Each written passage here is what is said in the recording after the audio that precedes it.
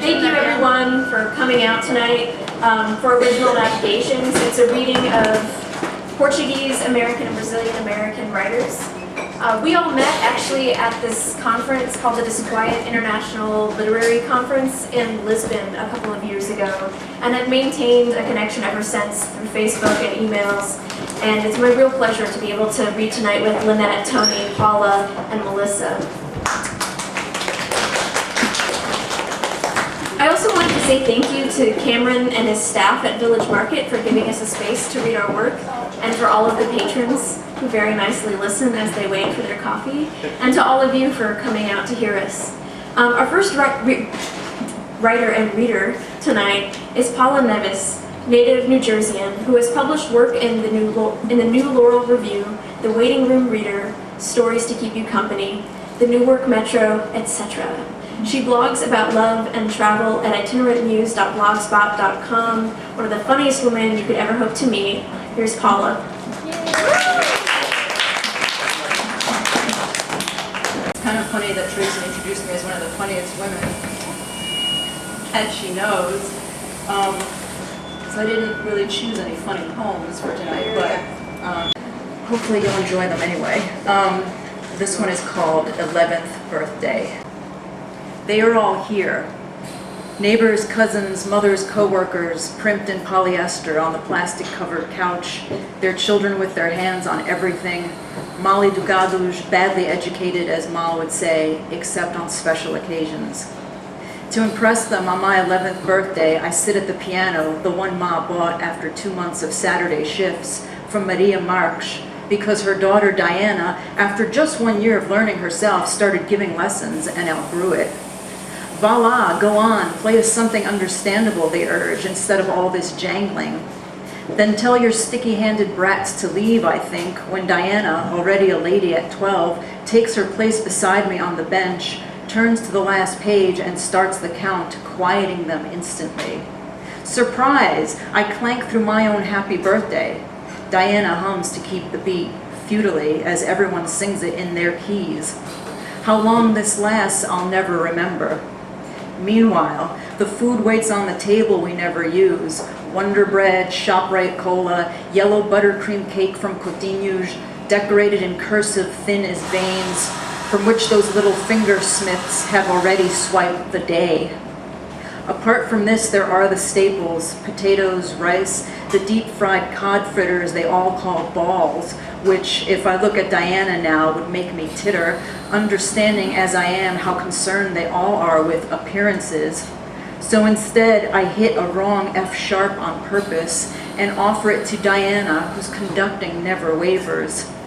I offer it as small revenge for playing along with our mothers, who wouldn't want us to misrepresent why at other people's houses we get the stare of death if we dare to entertain a yes when we are offered anything.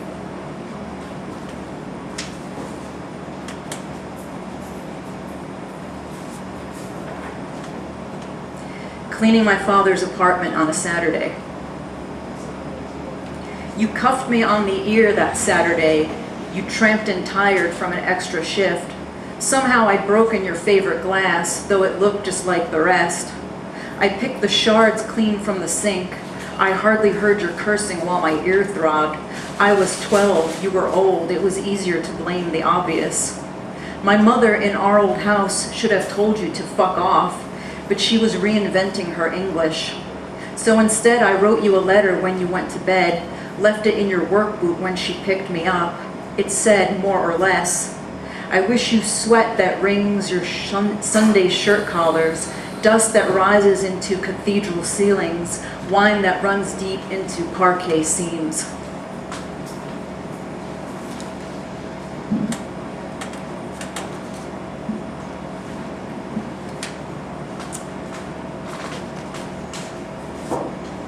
Box. As long as there's a box, I'll make a wagon in the yard when the Almeida kids aren't looking. Bribe my brother with the devil dog my mother packs for my lunch and not his, because she says he's got the sugars. Help me put the wheels on, I'll yell. I will make my escape. As long as there's a box, it's big enough for a prison break, feet of daring do.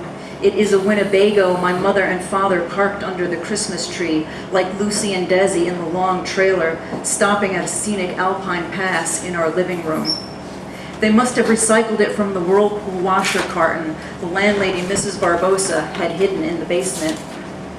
As long as there's a box flattened on a closet shelf or stacked in an empty bedroom with nothing inside except our old sweaters and pants, packed for the less fortunate somewhere else, as long as there's a box, I know, you're probably thinking I look like that cartoon kid with the knitted brow and scowl, arms akimbo, perpetually petulant. You may be right about that, or you may be not.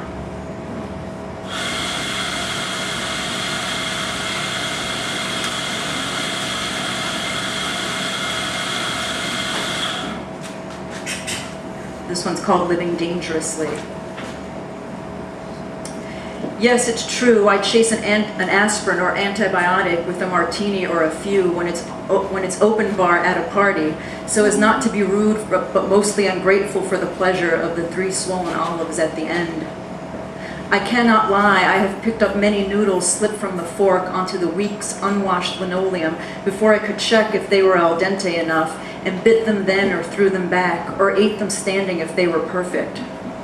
I acknowledge it, I have tried on all the size 7.5 shoes and some others besides on many reputable racks and walked around barefoot in between on soggy winter carpeting because I liked even the hint of unbroken leather insoles against my unwashed skin. I have never been the type to keep my hands away from nose or mouth when walking crowded hallways in public, and never pushed the long bars of stairway exit doors with my covered elbows so that contact with others' particles would be virtually impossible.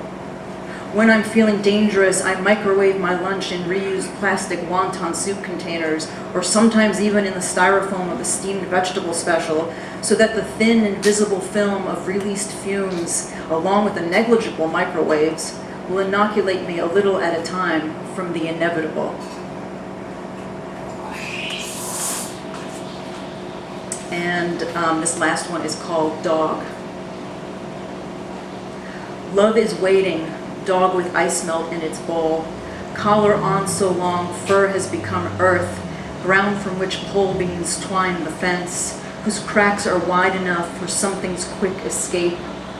But dog always stays, drinks the ice melt out of its bowl, even in weather when nothing exists, not the bowl, not the dog, not the possibility of undoing the howls in the frost. Thank you.